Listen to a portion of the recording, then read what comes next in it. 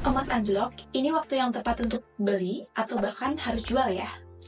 Harga emas sekarang lagi anjlok lagi. Banyak yang panik, banyak juga yang bingung. Haruskah dijual sekarang atau justru saatnya harus beli selagi murah?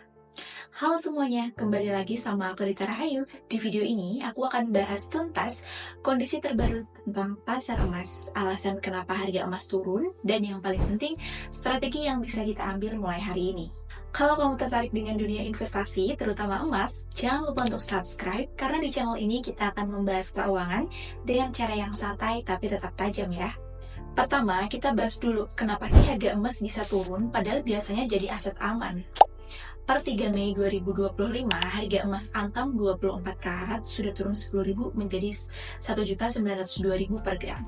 Harga buyback juga turun 10.000 menjadi 1.752 per gram. Harga per emas UBS 1 gram turun menjadi 1.940.000 per gram. Penurunan ini melanjutkan tren sejak akhir April kemarin ya. Jika dilihat dari harga emas tertinggi, harga saat ini sudah mengalami penurunan sekitar beberapa persen jika dibandingkan dengan bulan lalu. Ada beberapa faktor penyebab ya, diantaranya nilai dolar yang menguat. Pada 2 Mei, nilai tukar rupiah terhadap dolar Amerika Serikat itu berada di kisaran 16.540 hingga 16.610 per dolar Amerika Serikat. Penguatan harga dolar ini membuat harga emas dalam mata uang lokal menjadi lebih mahal, sehingga permintaan menurun dan harga emas pun terus tertekan. Tapi kalau kita lihat dari grafik kenaikan emas dari 5 tahun terakhir, itu trennya tetap mengalami peningkatan yang signifikan ya. Itu mulai peningkatan dari mula awal COVID.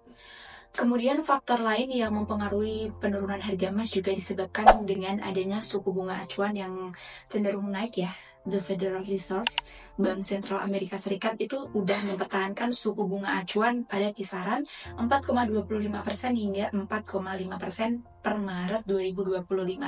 Meskipun ada prediksi pemangkasan suku bunga di masa mendatang, saat ini suku bunga yang tinggi membuat investor lebih tertarik pada instrumen berimbal hasil seperti obligasi dibandingkan emas yang tidak memberikan bunga atau dividen. Selain itu juga dipengaruhi oleh faktor inflasi yang mulai stabil. Jadi menurut IMF, organisasi internasional yang bertujuan untuk menjaga stabilitas sistem moneter dunia, inflasi global diperkirakan menurun menjadi 4,2% inflasi pada 2025. Penurunan inflasi ini mengurangi daya tarik emas sebagai lindung nilai terhadap inflasi, sehingga permintaan emas menurun dan harga pun tertekan. Jadi gampangannya gini, ketika inflasi naik, daya beli uang itu turun.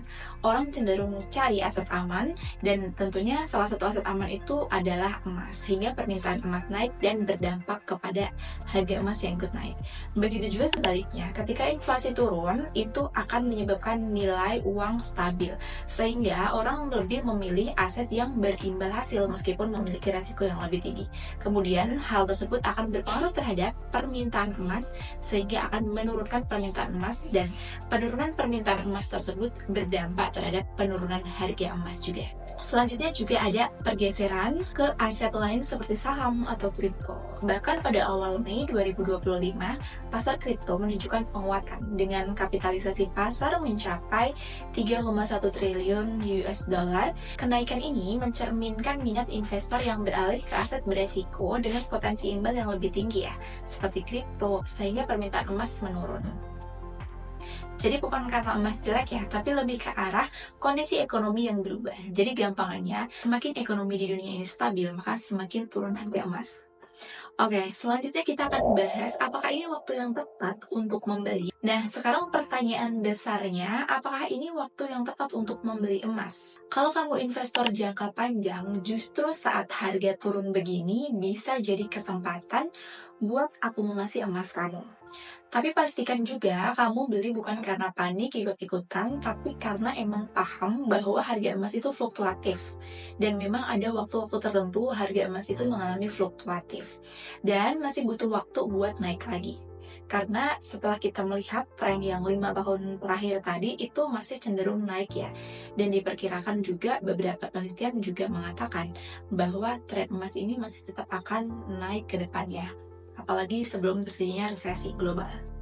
Jadi kalau kamu mau beli emas, pastikan dulu tujuanmu untuk apa. Untuk jangka pendek bisa saja harganya turun lagi. Tapi kalau tujuan beli emas untuk investasi jangka panjang, itu nggak ada salahnya tetap melakukan pembelian rutin bulanan. Jadi tetap kalian instrumen investasinya ke salah satunya adalah emas. Tapi jangan menaruh di satu instrumen keuangan aja ya. Sekarang kita bahas tentang logam mulia versus perhiasan. Mana yang lebih bagus dan mana yang lebih menguntungkan. Kalau niatnya murni investasi, lebih disarankan untuk beli logam mulia aja. Perhiasan itu ada potongan harganya yang lebih tinggi saat dijual karena ada biaya pembuatan. Tapi kalau untuk ibu-ibu yang mau membeli emas untuk investasi sekaligus mau tampil juga boleh lah ya sesekali. Tapi usahakan rasionya tetap lebih besar logam mulia daripada perhiasannya. Jadi kira-kira kapan waktu yang tepat untuk sebaiknya jual emas? Kalau kamu butuh dana cepat, boleh aja jual sekarang. Tapi ingat, jangan jual semua kalau masih ada rencana jangka panjang. Idealnya, jual emas kalian kalau dalam situasi-situasi seperti ini ya. Salah satunya sudah dapat target keuntungan, kedua sudah ada kebutuhan mendesak, dan yang ketiga, kamu mau pindahkan ke instrumen lain yang lebih produktif. Tapi ingat, kamu harus pahami dulu instrumen lain sebelum kamu memindahkan aset kamu ke instrumen lain. Dikhawatirkan nanti malah tidak akan memberikan keuntungan yang maksimal. Jangan jual karena panik ya, karena bisa jadi sebentar lagi harganya bisa balik naik lagi. Next, kita akan bahas tentang gimana sih strategi investasi emas di tengah harga yang turun saat ini. Ini strategi yang bisa kamu coba, ada 3. Yang pertama adalah dollar cost averaging, yaitu beli sedikit demi sedikit secara rutin, seperti mengalokasikan investasi bulanan dari potongan gaji kalian secara rutin ke investasi emas ya. Yang kedua adalah pegang jangka panjang, karena emas cocok untuk proteksi lindung nilai.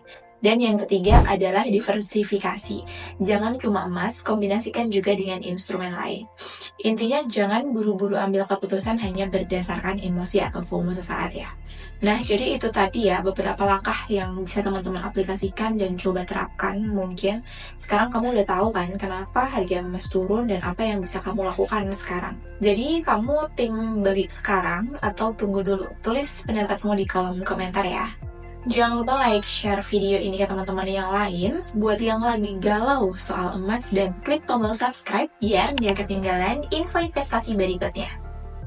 Sampai jumpa di video selanjutnya dan tetap bijak dalam mengambil keputusan finansial.